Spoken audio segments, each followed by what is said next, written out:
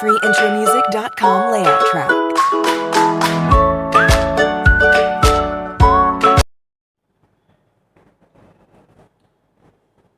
Good morning students. Once again welcome in DSS online classes. This is Yadav and today we are going to start the next chapter of political science. Book first, Indian Constitution at Work. Chapter 3rd, the title of this chapter is Election and Representation. Election and Representation. First topic we are going to just introduce election and representation in our country. Initially we have to introduce election and representation. Students, you know, India is a democratic country, and when we listen the name of democracy, then definitely the name of election comes into our mind. There is a very great relation between democracy and elections.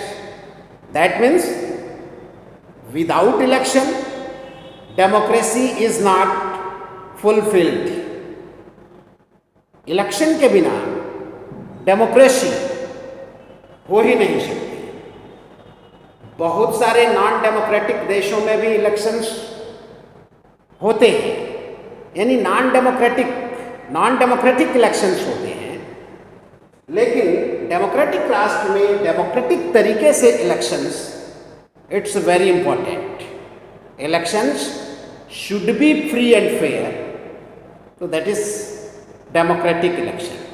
Democratic election means every and each adult people of the country freely participate in election. That is democratic election. If he is not burdened, he or she is not stopped to cast his or her vote, and willingly he or she cast his or her vote, then it is democratic election. So students, India is very vast country and this is democratic country. So in this country, election is very important and representation, चुनाव और प्रतिनिधित्व means elections के साथ कैसे representation दिया जाता है. तो we are going to discuss this. India के परिप्रेक्ष्य में अगर देखते हैं तो इंडिया एक बहुत बड़ा देश है और साथ ही साथ इस बहुत बड़े देश में कैसे इलेक्शंस फ्री एंड फेयर कराए जाएं, यह एक बहुत बड़ी चुनौती भी है. और डेमोक्रेटिक देश के लिए इलेक्शन क्यों जरूरी है? Why it is compulsory in a democratic state?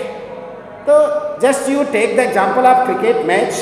When cricket match is going on and if there is no any umpire, if there is no any judge to give the decision in the cricket match, then what will happen?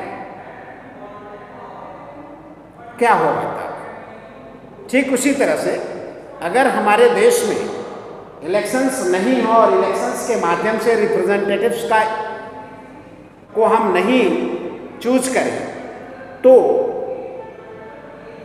देश कैसे चलेगा, शासन की व्यवस्था कैसे चलेगी. इसलिए चुनाव हमारे यहाँ जरूरी है और चुनाव को फ्री एंड फेयर डेमोक्रेटिक तरीके से होना चाहिए, यह मस्ट. तो इलेक्शंस एंड डेमोक्रेसी रिलेशंस हैं. डेमोक्रेसी में इलेक्शंस के बहुत सारे डीप रिलेशंस हैं चुनाव के साथ. बिना चुनाव के डेमोक्रेसी की संभावना ही नहीं है. We cannot have any democracy without election. That means in democracy election must be there. Without election कैसे हम रिप्रेजेंटेटिव्स को इलेक्ट करेंगे, ये एक बहुत बड़ा क्वेश्चन है कि एक डेमोक्रेटिक राष्ट्र में कैसे हम उसका चुनाव करते हैं, यह बहुत ही इम्पोर्टेंट चीज़ है, क्योंकि बहुत सारे all the citizens of the country are keen to fairly governed, साफ सुथरे तरीके से शासित होना प्रत्येक व्यक्ति चाहता है। जो देश का नागरिक है वह यह चाहता है कि हम साफ सुथरे तरीके से शासित हों, मीन्स हमारे देश में शासन व्यवस्था साफ सुथरी हो। किस आधार पे इलेक्शंस किए जाते हैं, तो इंडिया में इलेक्शंस के लिए सबसे पहले हमको union government, state government, local government को जानना पड़ेगा। यूनियन गवर्नमेंट में एमपीज के लिए इलेक्शंस होते हैं, स्टेट गवर्नमेंट में एमएलएज के लिए इलेक्शंस होते हैं, चुनाव होते हैं, और लोकल में लोकल बॉडीज का चुनाव होता है। तो एमपीज, मेंबर ऑफ पार्लियामेंट का चुनाव जब हम करते हैं तो उसके लिए क्या क्या क्वालिफिकेशंस चाहिए, eligibilities, what eligibility should be for the contesting election. तो question is very important, eligibilities for contesting election and eligibilities for voting in the election, casting his or her vote, उसके लिए भी there is eligibility, उसकी भी योग्यता है कि किस व्यक्ति के पास अधिकार है कि वह वोट कास्ट कर सकता है और कौन सा व्यक्ति नहीं कास्ट कर सकता है।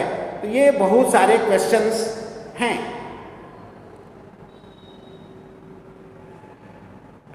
Who is eligible to contest in election in parliament?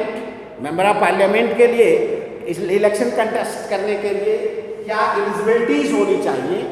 तो मेंबर ऑफ पार्लियामेंट के लिए the person who wants to contest the election, he or she should be the citizen of the country, citizen of India होना चाहिए, उसे देश का नागरिक होना चाहिए, वह देश का नागरिक हो। He or she should complete the age of 18 years or above. Sorry, it is the age of casting his or her vote. It is not age of contesting election. For contesting election, the person should complete age of 25 years. 25 साल की उम्र उसे पूरी कर लेना चाहिए। 25 साल की उम्र के बाद ही वह मेंबर ऑफ पार्लियामेंट के लिए इलेक्शन कंटेस्ट कर सकता या सकती है। And the person who wants to contest election in member of parliament, that person should not be punished by the court, उसे किसी पनिशेबल ऑफेंस में कोर्ट के द्वारा सजा नहीं होनी चाहिए। अगर सजा याफ्ता है, सजा प्राप्त व्यक्ति है, तो he or she can not contest in the election. He or she should not be mad, पागल नहीं होना चाहिए। And he or she should not be bankrupt, दिवालिया नहीं होना चाहिए। बैंकरप्ट नहीं होना चाहिए उस व्यक्ति को। अगर बैंकरप्ट है तो वह एलिजिबल नहीं है कि वह इलेक्शन कंटेस्ट कर सके, चुनाव लड़ सके। he is or she is not eligible to contest election or participate in the election if these qualifications he or she has not.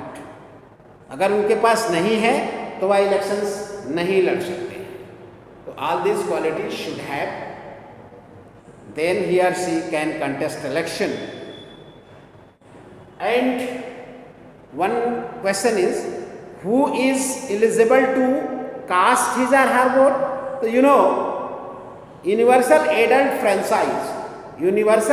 Franchise इसके तहत the person of the country who completes age of 18 years are eligible to cast his or her vote, and that vote has equal value of all the citizen of the country. This system is universal adult franchise, वयस्क मताधिकार, वयस्क मताधिकार, it is called in Hindi, and universal adult franchise in English. तो वह व्यक्ति vote देने का अधिकारी होता है जो भारत का नागरिक हो और वह 18 साल की उम्र पूरी कर चुका हो, तो वह वोट दे सकता है, उसे वोट देने का अधिकार है। And one thing, who will supervise this election, इस इलेक्शन को सुपरवाइज कौन करेगा, कौन निरीक्षण करेगा, इलेक्शन किसकी देख रेख में होंगे? तो in India on national level there is an independent organization, there is an independent body who looks after the election in all over the country. That body is called Election Commission. That is totally independent body. That body cannot be influenced by the government or any organization in our country. So that is free. उस पर कोई भी political pressure या और तरह की बातें उसको प्रेशराइज नहीं किया जा सकता, या वह इंडिया के सर्वोच्च पदों पर बैठे हुए जो राजनेता हैं उनसे लीगली वह प्रभावित नहीं हो सकते हैं। ऐसे होता क्या है वो अलग चीज है, लेकिन according to constitution that is independent body and that body can not be influenced by anyone in the country. तो students, this is the criteria by which the elections are taking place in our country, and in next video we will discuss more about that. Okay, thank you.